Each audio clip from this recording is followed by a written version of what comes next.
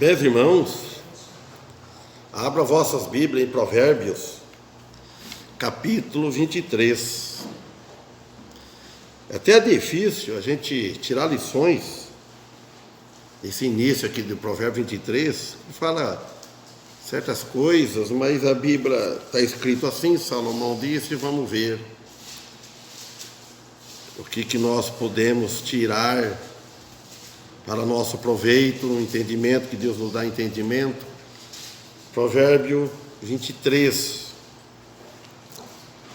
Ele fala aqui da gulodice. A gulodice é pecado. Agora, a gente precisa saber quando é que a gente está cometendo gulodice. Gulodice, às vezes a gente come, só pensa mais no estômago, só de comer. Não está com fome, come. Depois passa até mal. Tudo que vê quer comer. Então a gente tem que. Aqui ele ensina muita educação para nós. O versículo 1 ele diz assim: quando te assentares a comer com algum governador, considera bem para o que estiver diante de ti. Olha, o sentido desse provérbio é o engano. Às vezes a gente pode se enganar. Então nós devemos manter a atenção sobre a glutonaria, gulodice. Então ele fala quando assentares a comer com algum governador. Nós não vamos sentar, é muito difícil. Como é que vai sentar a comer com um governador? Ele usou aqui uma força de expressão, talvez. A gente vai comer com alguém que nos governa. Você precisa ter cuidado. Mas no ano 2 ele já deixa mais claro: põe a faca na tua garganta se tiveres grande apetite. Agora, o que a faca serve? O que você faz com a faca? Olha, e põe a faca na tua garganta se tiveres grande apetite. O que a faca faz? A faca faz? Serve para quê? A faca? Não. Outra palavra. Corta. Então a faca, então você põe a faca na garganta, quer dizer, você corta o teu apetite. Então, por que então a faca põe na garganta? Porque a faca, ela corta, serve para cortar o nosso apetite. Você está com aquela grande apetite, você senta na mesa, não precisa ser com o governador. Quando você sentou numa mesa, num restaurante, numa festa, com certas pessoas, então vamos devagar. Então, deixa que ela corta apetite, para não fazer um escândalo. Então, essa palavra que grande apetite, ela tem pouco a ver com a comida. Então, ela está falando do desejo pelo interesse mal,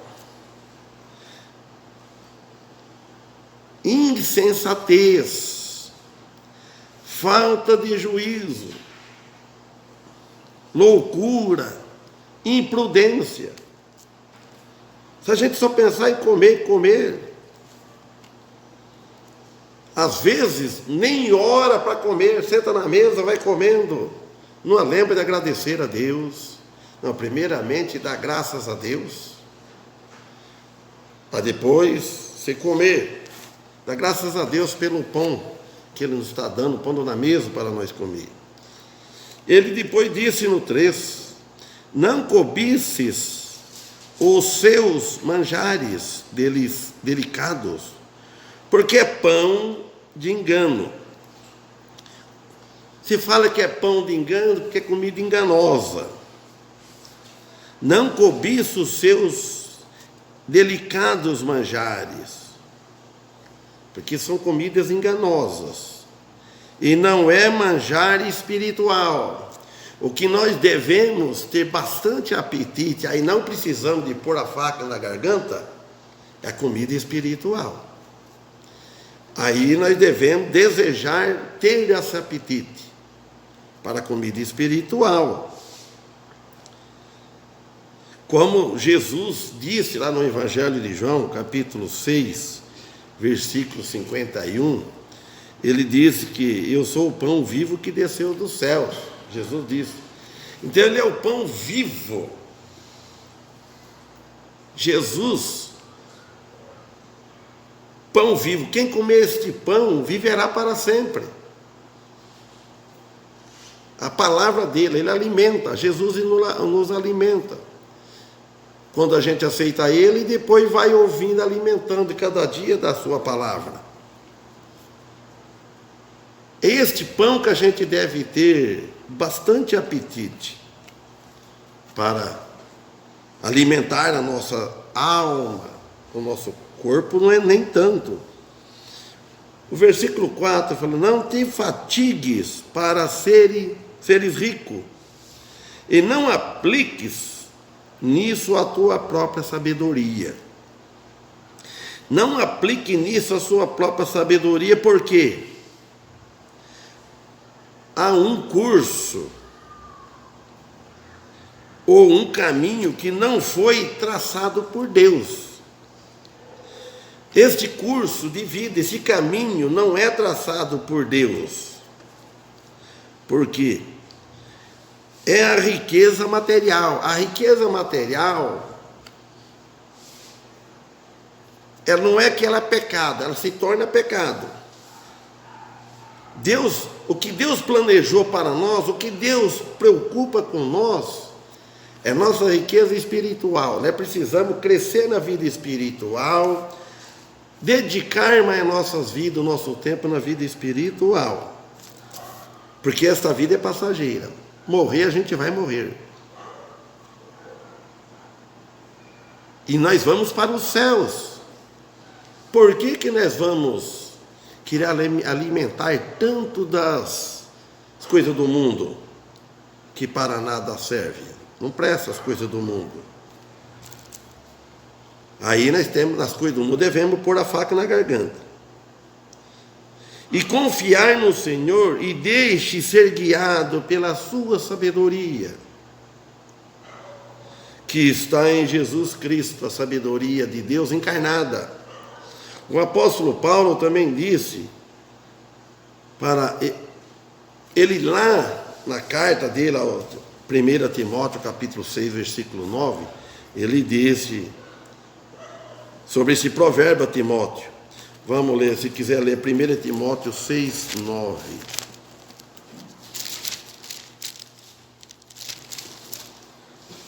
Primeira Timóteo capítulo 6, versículo 9.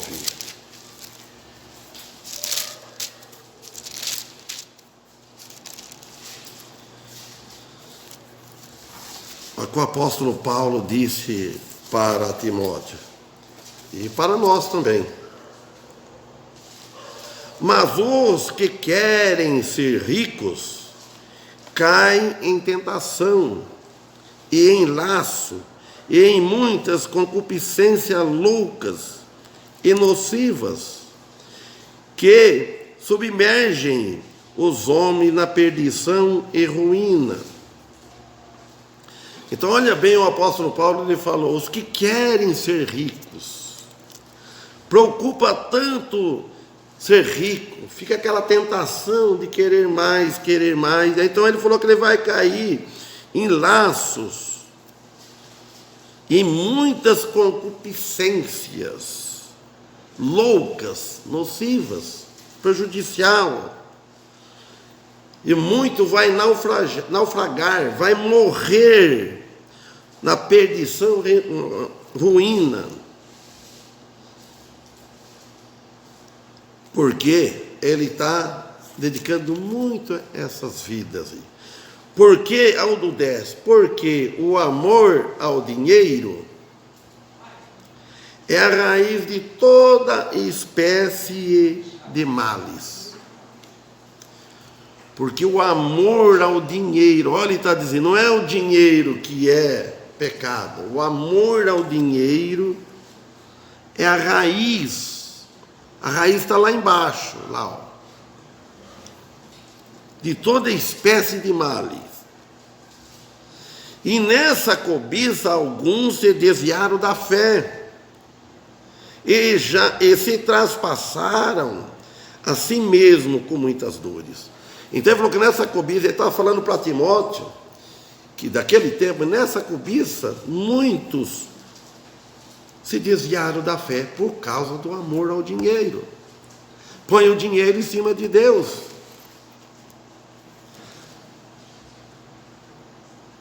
Muitos crentes perderam a visão da fé, a visão espiritual, a fé verdadeira, a visão da fé, o alvo. Ele diz aqui para Timóteo. Aí começou a preocupar em ganhar dinheiro, o amor. Resultado final, que a palavra diz, traspassaram, morreram com muitas dores. Com muitas dores. Então no 11 fala, mas tu, ó homem de Deus, foge destas coisas. Paulo falando para Timóteo, falando sobre o amor ao dinheiro. Mas tu, ó homem de Deus, e falando para nós, foge destas coisas e segue a justiça, a piedade, a fé, a caridade, quer dizer, o amor, a paciência, a mansidão. Nós devemos ser ricos nisso, na justiça, na piedade, isso aí nós devemos aprofundar. Deve ter amor nisso. Amor na justiça, seguir a justiça com amor, a piedade, a fé, a paciência, a mansidão. Então, por isso que aqui Salomão, falando mais ou menos isso, que o apóstolo Paulo citou isso. Aqui no 5 do capítulo 23 de Provérbios 23, Provérbio 23, versículo 5.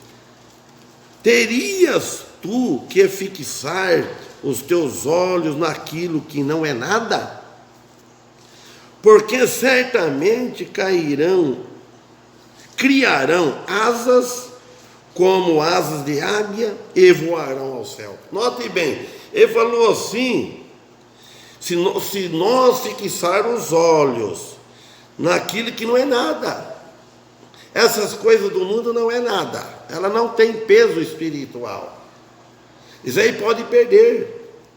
Isso que ele está dizendo, porque essas coisas terrenas, o dinheiro, a riqueza, os bens materiais, ele falou, ele pode criar asas. Criar asas, o que acontece? Some, vai embora. Perde.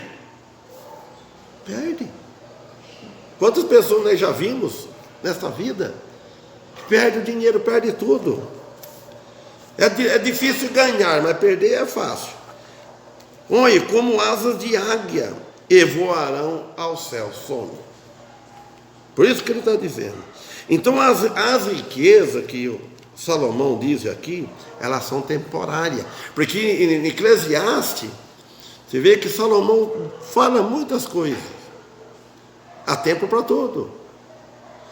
O que ele exorta muito lá e dá ênfase lá, ele destaca muito sobre a sabedoria.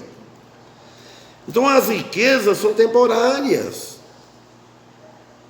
Portanto, não devemos pôr o nosso olhar em tais riquezas, mas se põe os olhos no Senhor.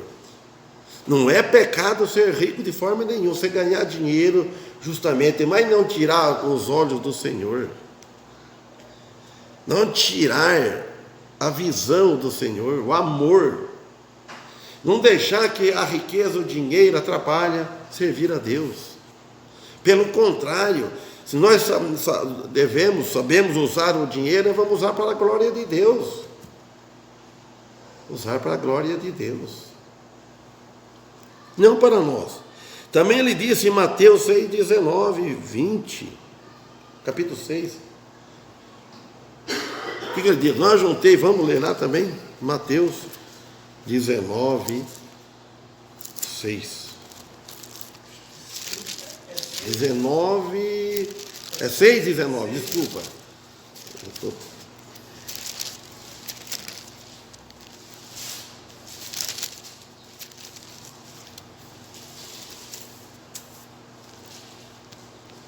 Chama, Manuel. Leia.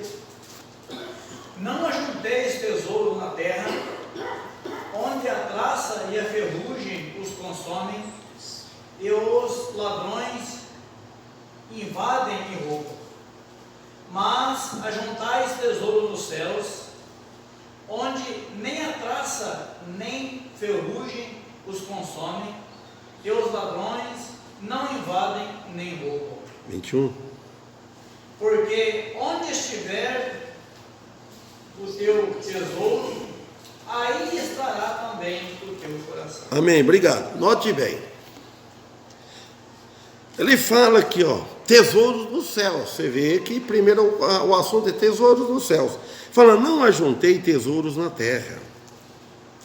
Por quê? Porque tudo é temporário. Ficar preocupado de juntarmos tesouro. Tiago não disse, se fosse a gente vai longe, irmãos, né? Nem vai só em provérbio. Tiago não disse, alguém acha, eu não vou lá, mas acha e leia. Se tiver com o que comer, com o que vestir, com isso dá desgraça. A Bíblia, ela alerta tudo nós para não deixar as coisas espirituais. Mas aqui, o próprio Jesus dizendo, não ajuntei tesouro na terra. Por quê? Onde a traça e a ferrugem consomem, e ladrões minam e roubam. Eles entram. Note bem, se o olho nosso, o olho do cristão está fixado nos tesouros da terra, então a vida e o caráter do cristão estarão também inundados na escuridão moral e não na clareza da luz. Tem muitos cristãos que estão inundados na escuridão moral. Mas ajuntai tesouro no céu, onde nem a traça, lá não, traça, está falando, ferrugem, não com ferrugem consome, e onde os ladrões não minam e não roubam, não vão entrar lá, porque onde estiver o vosso tesouro, aí também estará o vosso coração. Então, o objetivo de um homem aqui determinam seu caráter. Se aquele objetivo for espiritual, então vai determinar o espiritual e para os céus. Agora, se for terreno, então perecerão todos os objetivos dele. Por quê? Os princípios a sua natureza chegarão a ser uma massa de escuridão nos seus olhos. E é impossível ter uma lealdade para com Deus, para a divindade. Então, fica sem ter lealdade com Deus, porque está com o tesouro do mundo. Achou? Tiago? Então vamos voltar lá no... Alguém achou? Achei. 2 Timóteo. Porque eu acho que é Tiago que fala, eu já esqueci. Então vou voltar aqui em Provérbios. Então, aqui no versículo 6, fala, não comas o pão do homem de olho mau, nem cobices os seus manjares. Ouça bem isso. Ele fala, não é para comer o pão do homem de olho mau. E nem ficar cobiçando as coisas dele. Porque conforme pensa em seu coração, assim ele é. Come e bebe, te diz ele, mas não está comigo o seu coração. Jeremias disse também 17:9, se não me engano, é isso. Enganoso é o coração do homem. Quem o conhecerá? Está aqui perto, Jeremias.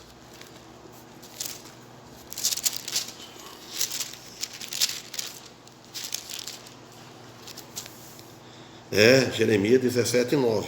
Enganoso é o coração mais que todas as coisas. Se todas as coisas é enganosa, então ele falou que o coração é mais. E perverso, ele disse. Quem o poderá conhecer? Aí ele disse no 10: eu, o Senhor, que esquadrinho o coração e provo os íntimos pensamentos, para dar a cada um segundo o seu caminho, segundo o fruto das suas obras. Então eu, Senhor, eu esquadrinho, eu examino, como dizendo assim, o coração do homem. Somente Deus conhece o coração do homem. Nós não conhecemos o coração nosso mesmo. Ele falou que prova o íntimo dos pensamentos, sem que o homem saiba. Sem que nós sabemos, Deus está provando o íntimo nos nossos pensamentos, no nosso coração. Agora Ele permite certas coisas que acontecem conforme a disposição do indivíduo. Conforme nós dispõe a fazer certas coisas, às vezes Deus deixa que fazemos. Versículo 8: vomitarás a parte que tu comeste, e perderás as suas suaves palavras. Então, quer dizer, os conselhos para a sua alma é o alimento sólido da palavra de Deus, porque ele pensa só em si mesmo. O homem pensa só em si mesmo, só no que é passageiro, e não pensa naquele que é eterno. Em consequência, o resultado final não será bom. Se não é bom, será ruim. Então, não fales aos ouvidos do tolo, porque menosprezará a prudência das tuas palavras. Versículo 9 de Provérbios 23. O tolo é alguém que não deseja a instrução da Bíblia. Então nós devemos desejar a instrução da Bíblia, porque senão ele está falando que o tolo não deseja a instrução da Bíblia. O tolo não deseja ouvir a palavra de Deus. O tolo, a pessoa ingênua, ele não quer aprender as coisas espirituais. Ele não tem interesse de ler a Bíblia, de ouvir você falar das coisas de Deus. Ele nem sequer, nem se toca das coisas celestiais, eternas que existem. Ele quer saber do passageiro desse mundo aqui. Essas pessoas sem Cristo, pouco está ligando para nós cristãos, para a igreja, para a Bíblia. Não quer nem saber. Então fala, não fales aos ouvidos do tolo, porque menospreza. Então você não devemos estar falando no ouvido dele, falando muito. Ele menosprezará a prudência das tuas palavras. Ele não vai acatar nada das coisas da Bíblia, a sabedoria espiritual, das palavras de Deus, das prudências divinas, de ser prudente, que é vinda do Senhor, para o nosso bem e para o bem de todos. Jesus, olha bem, Jesus, ele se recusou de dar resposta para Herodes, não é? Jesus, lá em Lucas 23, 8, 9, quando mandaram Jesus para Herodes, ele ficou curioso, ele ficou ansioso, na expectativa que ele ia fazer perguntas, Jesus ia chegar a fazer sinais para ele. Ele pensava que Jesus ia fazer milagre, ou falar muita coisa, defender. Jesus ficou silêncio. E às vezes nós também devemos ficar silêncio também. Então, quando ele estava sentado com o governante, Herodes, Jesus ele ficou quieto, ele não respondeu. E ele ficava observando, esperando algo de Jesus. Não é? Agora, versículo 10. Não traspasses os limites antigos e não entre na herdade dos órfãos. Olha, para tudo há limites. Para tudo há limite nas nossas vidas, nessa vida. Tanto no antigo como no atual, hoje. Se traspassar dos limites é pecado. E nós sabemos quando nós ultrapassamos os limites. Tem coisas que nós não devemos falar, agir. Eu acho que nós sempre traspassamos o limite. Que Deus não quer que nós fazemos, que não quer que nós falamos, nós agimos. E o pecado de glotonaria. Querer muito, querer demais. Por que o 11? Porque o Redentor, a outra fala vingador. Porque o Redentor deles é poderoso, o qual julgará a causa deles contra ti. Então, aí fala que aplica o teu coração à instrução e os teus ouvidos às palavras da sabedoria. Então, nós devemos aplicar o nosso coração. Em vez de aplicar os nossos corações, coração nas coisas materiais, coisas desta vida, sabedoria carnal, então vamos aplicar a sabedoria nas coisas espiritual. Então, ele está falando aqui da sabedoria como se refere que vem estritamente da Bíblia Sagrada. Porque diz, não retire, olha o 13 também, aqui ele fala da criança, do filho. Não retires a correção da criança, pois mesmo fustigando-a com a vara, não morrerá. Você viu só? Ele está falando da vara mesmo. Ontem eu estava no centro de saúde, eu sentado, chegou uma mãe com uma criança pequena, a criança queria a bolsa dela de todo jeito, pegando assim. E ela não dava. Aí ela pegou, foi lá, pôs em cima assim da janela assim. Mas essa criança, pronto, mas fez tanta birra, gritava, corria de 4 pés assim, sabe, de boizinho no chão, saiu disparado assim, que não fosse um cachorrinho. E a mãe saiu, fazendo bico, pegou o chinelo assim, tirou para bater, aí ela, depois caçou o chinelo de novo. Eu pensava, eu tirei até um fôlego aquela hora. Sim. Porque o filho não é educado dentro de casa. Então o que é? Que a criança já sabe. Fazer birra até que a mãe tirou a bolsa de lá. Deixa a criança servir. Mais bardosa. Aqui ele fala, não retire a correção da criança, é bíblico. Nunca passei vergonha em casa de ninguém com as minhas crianças, com os filhos, nem eu, nem a mulher, nem eu. Nunca. Nunca. Graças a Deus. A criança é educada do berço. Olha, do berço ela precisa tomar umas palmadas, bater. Você vai deixando. E quando eu bati, o pai nunca bateu nem nós, mas eu bati nos filhos. Eu bati e não deixava chorar. Fazia birra não, porque apanhava. Agora bater e vai agradar de novo. Você bate, depois chorou, você corta. Aí deixa a criança perdida. Então ele fala, não retire a correção da criança, pois mesmo fustigando-a com a vara, não morrerá, ela não vai morrer. Ontem eu lembrei, bom, talvez se ela dá uma chinelada, bate essa criança aí, talvez ela pode parar no conselho tutelar. Mas que dá uma coisa, ver. Eu falei, sabe o que é? É 10-0 para uma criança. Muitos filhos hoje, todo chute de bola que estão pondo no gol, os pais não estão pegando. Está passando todas.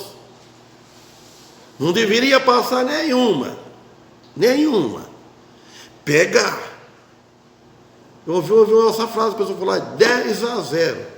Eu ia falar para o martelo, né? O cara bateu o martelo, levou no prego, 2-0 para o martelo. Aí não falou para mim, falou para o outro. Vi. Então, se trabalhando assim, então, falou 2-0 para o martelo. Errou a martelada 2 vezes. Então, e aqui a criança. Então, ele está falando de vara mesmo, educar os filhos, para não passar vergonha depois mais tarde. Criança crescendo, mandando nos pais, xingando os pais. Não retire a correção da criança, de forma nenhuma. Faz os pais estudar a Bíblia e ter pulso firme, para depois não precisar passar vergonha no meio de gente. E as crianças são sem vergonha, eles começam a abusar perto dos outros. Então você já é educado em casa. 14. Tu a fustigarás com vara e livrará a sua alma do inferno. Ó, começa a ensinar desde o caminho do Senhor. Desde ensinar a criança com vara. Se é um pai cristão, ensina ela, para depois levar a alma do inferno.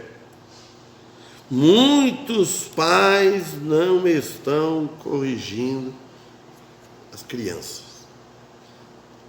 Os irmãos, lá na igreja de Bauru, eu assisti lá vários pais e crianças crescer. Nunca ouvi criancinha de lá andar, sair do banco para andar. Nunca.